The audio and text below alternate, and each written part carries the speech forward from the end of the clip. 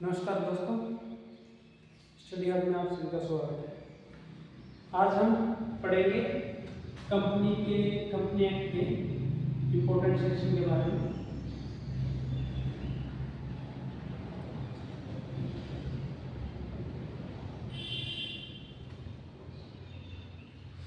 और company act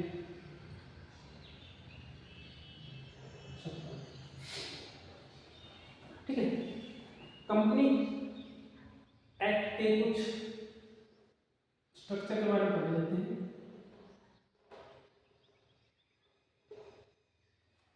जो company act था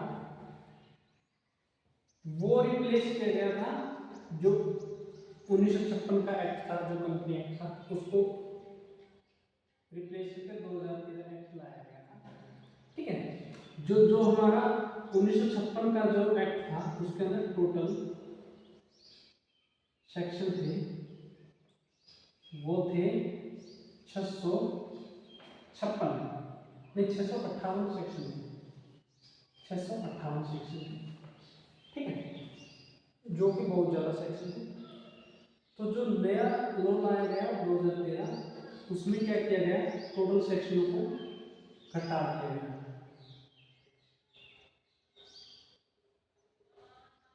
470 सेक्शन टोटल लाए गए और इनको 29 चैप्टरों में डिवाइड किया गया। ठीक है, तो ये हमारा कंपनी एक्ट है। अब जो कंपनी एक्ट का जो सेक्शन 1 है वो क्या बताता है, शॉर्ट टाइटल।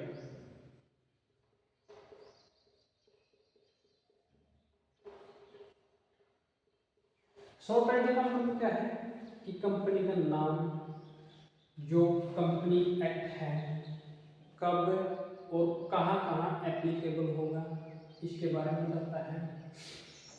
और जो कंपनी एक्ट है वो पूरे इंडिया पर एप्लीकेबल होगा। तो इन चीज़ों के बारे में बताता है हमारा आर्टिकल और जो सेक्शन है 1। ठीक है। जो सेक्शन 2 है वो बताता है definition.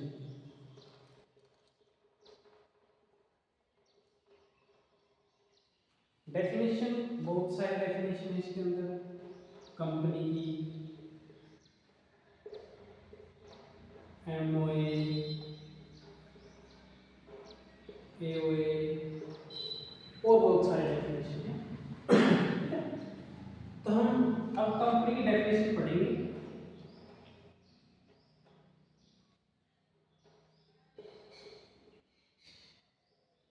According to section 2, company means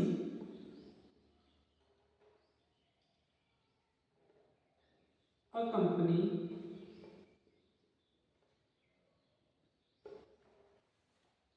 which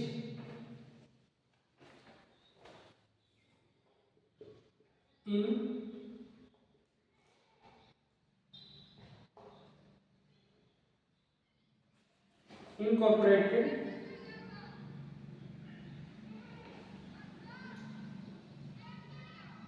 under this law and any previous law। ठीक है, तो सेक्शन 2 के अकॉर्डिंग से ये डेफिनेशन है कि कंपनी है वो क्या है, रजिस्टर्ड होनी चाहिए। कंपनी एक्ट है 2013 के अंदर, वो रजिस्टर्ड होनी चाहिए, तभी हम उसको एक लीगल इनकॉर्पोरेटेड कंपनी मानेंगे, तभी क्या है वो बिजनेस कर सकते हैं। ठीक है, एक कंपनी और इसकी कंपनी is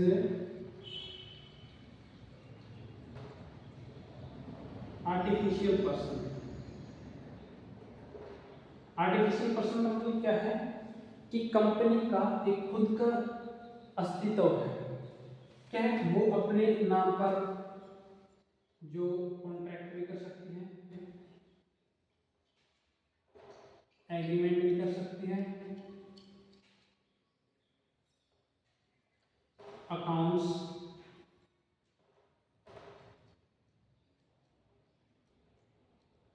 ओपन कर सकते हैं, ठीक है। तो हर एक चीज वो क्या है अपने नाम पर कर सकती है, तभी हम उसको बोलते हैं एक आर्टिफिशियल पर्सन है, उसका जो एग्जिस्ट है, उसका जो अस्तित्व है, उसके जो एम्प्लॉइज हैं, ठीक है, उनसे अलग है। तो ये बताता है हमारा सेक्शन 2 डेफिनेशन, ठीक है। इसमें जो इनकॉर्पोरेटेड वर्ड्स आया है, इनकॉर्पोरेटेड का मतलब क्या होता है ये आपको बता देता हूं। जो कोई भी कंपनी होगी उसको आरओसी, जो आरओसी रजिस्ट्रार ऑफ कंपनीज, उसके अंडर रजिस्टर्ड होना जरूरी है।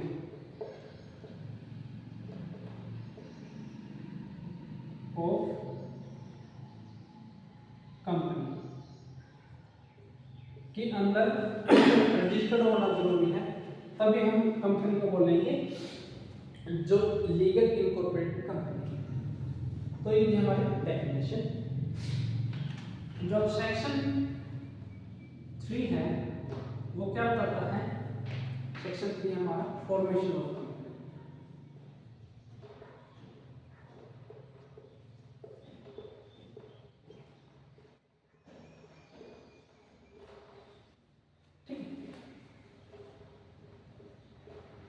जो कंपनी का जो अस्तित्व है, कंपनी की जो स्थापना है, वो क्या है, उसके जो एम्प्लॉय से अलग है, जो इसकी जो लायबिलिटीज है कंपनी की और एम्प्लॉय की लायबिलिटीज हैं वो अलग अलग है, ठीक है। तो तभी बोलते हैं जो कंपनी के अंदर क्या होती है, जो मेंबर्स हैं,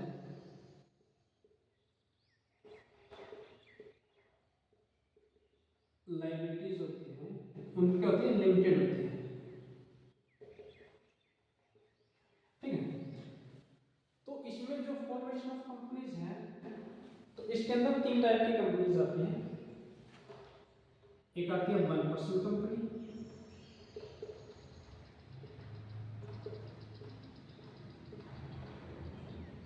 दूसरी आती है प्राइवेट कंपनी,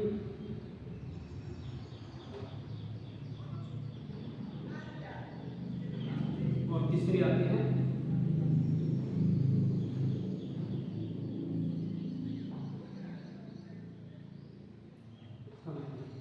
पब्लिक कंपनी। जो 1% कंपनीज होती है ना, उसका जो मिनिमम मेंबर्स होते हैं,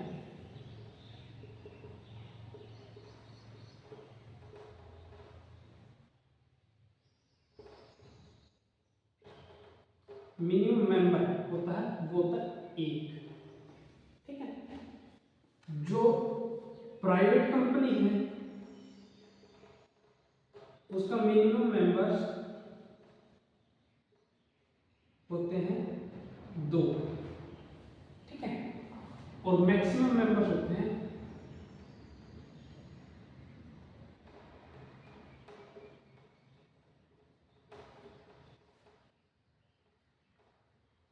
वो हमारे होते हैं मैक्सिमम मेंबर 200 होते हैं,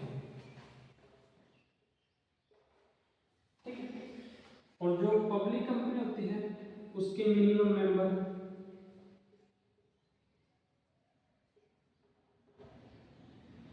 7 होते हैं, और जो मैक्सिमम होते हैं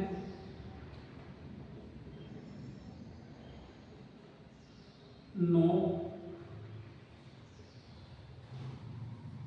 लिमिट, उनकी कोई लिमिट नहीं होती, ठीक है, अनलिमिटेड होते हैं। तो ये था हमारा सेक्शन 3, ठीक है। अब पढ़ेंगे सेक्शन 4 के बारे में।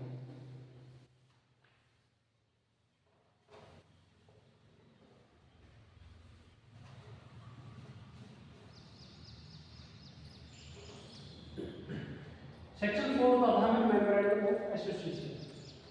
सेक्शन 4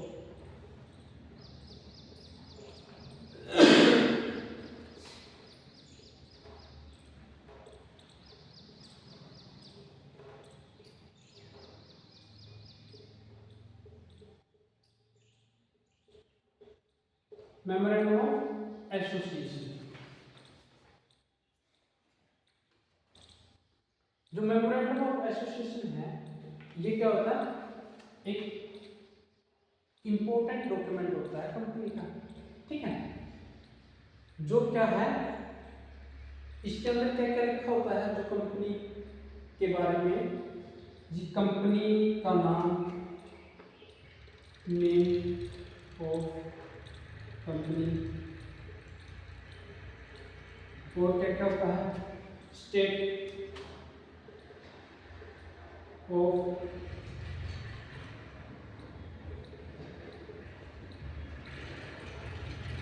रजिस्टर्ड कंपनी, और क्या क्या लिखा होता है इसके अंदर, objective of company, of company, और लायबिलिटी,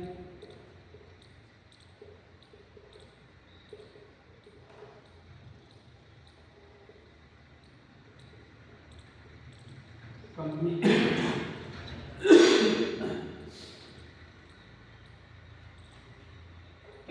ये लिखा होता है हमारा मेमोरेंडम ऑफ एसोसिएशन में, ठीक है। ये बहुत ही इंपॉर्टेंट डॉक्यूमेंट होता है जो कंपनी का होता है, ठीक है। इसको हम सुप्रीम डॉक्यूमेंट भी बोलते हैं, सुप्रीम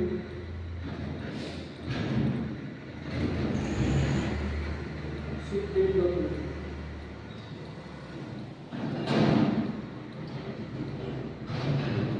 इसके अंदर जो कंपनी के नाम वगैरह है, कंपनी की जो स्टेट है वो रजिस्टर्ड कंपनी है, स्टेट के अंदर रजिस्टर्ड है कंपनी, ठीक है। कंपनीज के जो ऑब्जेक्टिव डिसाइड किए गए हैं उनके बारे में लिखा होता है, जो लायबिलिटीज वगैरह होती हैं उनके बारे में लिखा होता है, ठीक है। जो ये हमारा था बहुत ही इंपॉर्टेंट डॉक्यूमेंट होता है एनुअल, ठीक है। जो हमारा सेक्शन 5 वाला है वो क्या होता है, ए आर्टिकल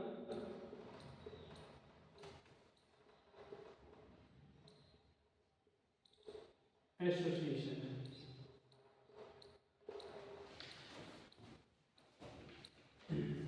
जो आर्टिकल एसोसिएशन क्या होता है, ये क्या होते हैं, कंपनीज के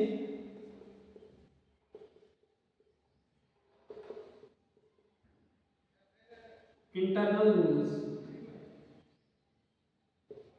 ठीक है। कंपनीज के इंटरनल रूल्स होते हैं। जो आर्टिकल ऑफ एसोसिएशन होते हैं इसके अंदर क्या क्या लिखा होता है, जो हमारे डायरेक्टर है, कंपनीज के डायरेक्टर, उनकी जो पावर है उनको बताया गया है, और मीटिंग प्रोसीजर क्या क्या है,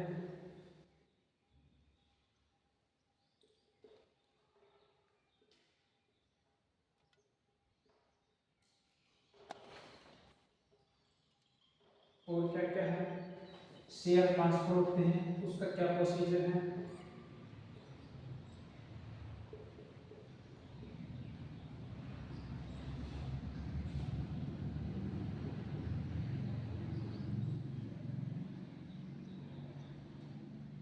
प्रोसीजर, ठीक है, प्रोसीजर रूल, ठीक है। जो डिविडेंड देते हैं उसके रूल, ठीक है। जो शेयर होल्डर के बीच में जो वोटिंग होती है, वोटिंग,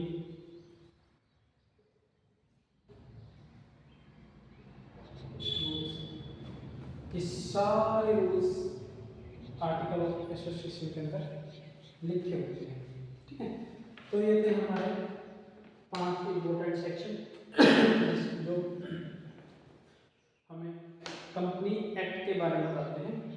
ठीक है, तो फर्स्ट सेक्शन में क्या था, शॉर्ट टाइटल था, कंपनी के बारे में बताया गया है कि कंपनी एक्ट कहाँ एप्लीकेबल होता है, कब होगा।